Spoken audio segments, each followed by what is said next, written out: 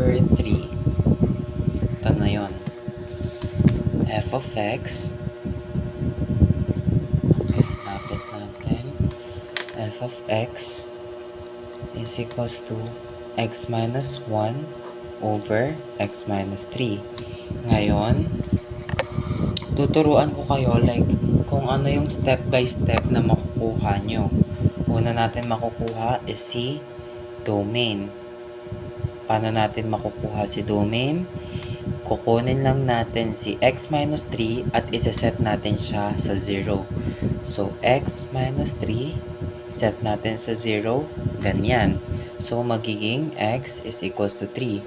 Ngayon, ang domain natin ay, eto,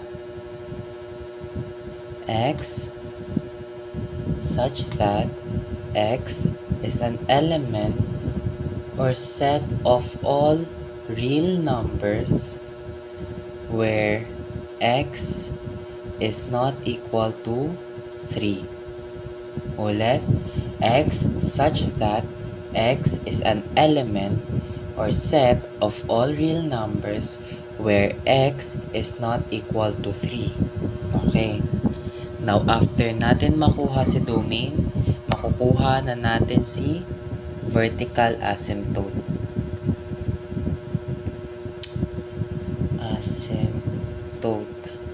Paano natin makukuha si vertical asymptote? Makukuha natin siya kapag nakuha lang natin yung domain. Kasi nandito yung vertical asymptote which is x is equals to 3. Vertical asymptote is equals to x is equals to 3. Next, horizontal asymptote. Ito naman yung next na makukuha natin. Bale, check nyo yung SIM nyo. Kasi may mga situations. Balik kasi, ito, chine-check ko.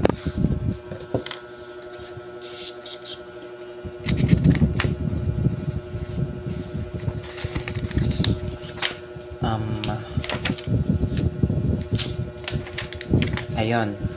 Dito, i-check nyo sa SIM nyo, merong procedure for solving rational inequalities sa number 3. Ayan. If A over B,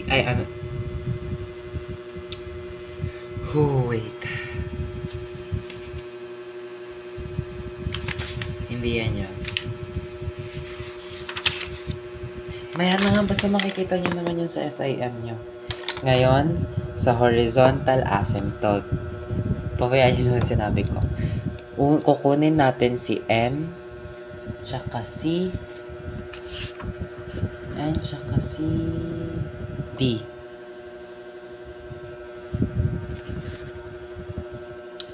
Is equals to, paano ba natin makukuha si N tsaka si D? Ito yung degree ng numerator at denominator. Ito yon sa X, N, D. Ano ba yung degree ng X? 1 lang kasi wala naman siyang squared. Wala rin namang mga exponent mm. So, sa X, ganun din, 1 lang din.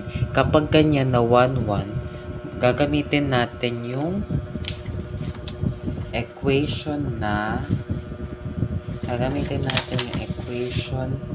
na y is equals to a over b. Ayan yung gagamitin natin. Gets? Pag 1 to both, ito yung gagamitin natin. Check nyo na lang sa SIM if gusto nyo malaman kung hindi and if hindi 1, 1 to. Okay? Okay. So, a over b. Ano ba yung a natin? Yun ulit. A, b. Like, ano ba yung parang number niya? So, since x lang sila, 1 lang din. So, 1 over 1 is equals to 1. Y is equal to 1. Ayan ang ating horizontal asymptote. Ang next na makukuha naman natin dyan ay si range. Paano makukuha si range? Ito na yon, si y is equal to 1. Makukuha lang natin si range pag nakuha na natin si horizontal asymptote. Kasi parang ganito yan. Y such that y is an element or set of all real numbers where x is not equal to where sa correction where y is not equal to 1. Ayan ang ating range. Madali lang siya. Okay? So, balikan muna natin bago tayo mag-continue. Domain, gagawin lang natin. X minus 3 is set to 0. Isa-set natin yung denominator sa 0. So, x minus 3 equals 0, x equals 3. Etong x equals 3 ay ang ating vertical asymptote. While ito naman ang ating domain. X such that x is an element or set of all real numbers where x is not equal to 3. Tapos sa horizontal asymptote, kukunin natin yung degree ng numerator at degree ng denominator. Since wala naman silang exponent, given na 1 sila. So, pareho silang 1. So, pag ganyang parehong 1, ito yung gagamitin natin. Y is equals to A over B. Yung A over B is yung coefficient ng x, which is wala rin. So, given na 1 ulit yan. So, A over B is equals to 1 over 1 is equals to 1. So, y is equals to 1. Ito ang ating horizontal asymptote. While ang range natin ay parang sa domain, magiging y such that y is an element of all real numbers where y is not equal to 1. Next. Ang next na makukuha natin ay si x-intercept.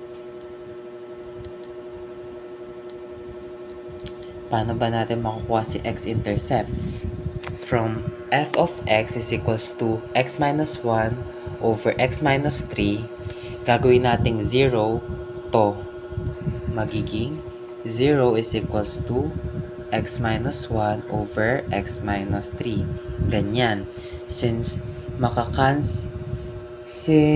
ganyan, pag 0 na yung nasa numerator tapos meron pa tayong sa denominator, makakancel na siya since 0 na yung numerator natin, ibig sabihin mawawala na yung sa denominator. So magiging x0 is equals to x minus 1 na lang.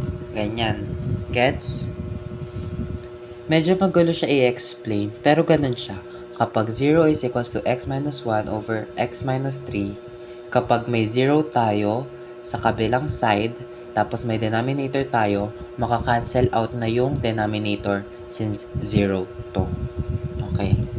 Tapos yung numerator na lang yung masistay sa side na to. So 0 is equals to x minus 1, ililipat natin si negative 1, so 1 is equals to x.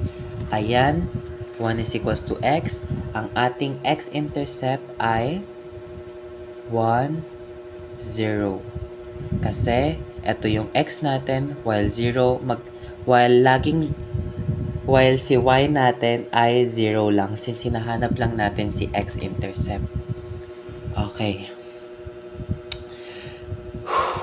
After nyan, ang makukuha na naman natin ay si zeros. Ang zeros natin ay ganun din. Ito kasi yung process ng zeros.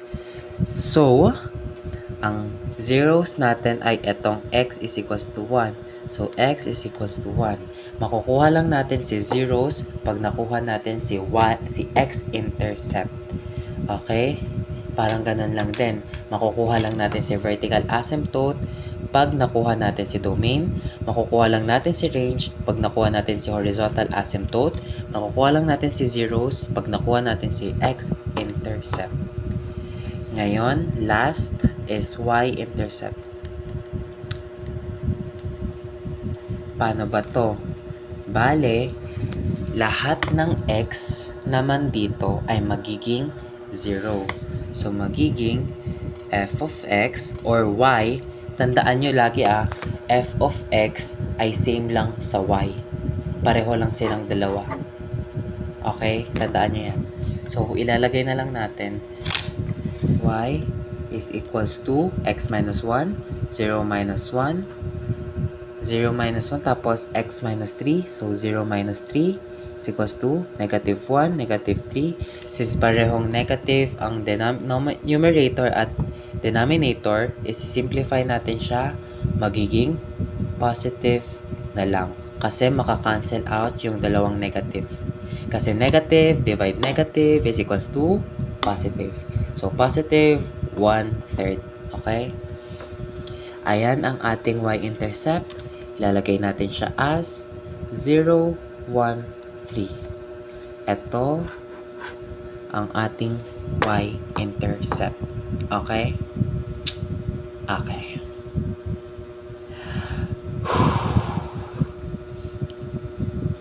Ano ba?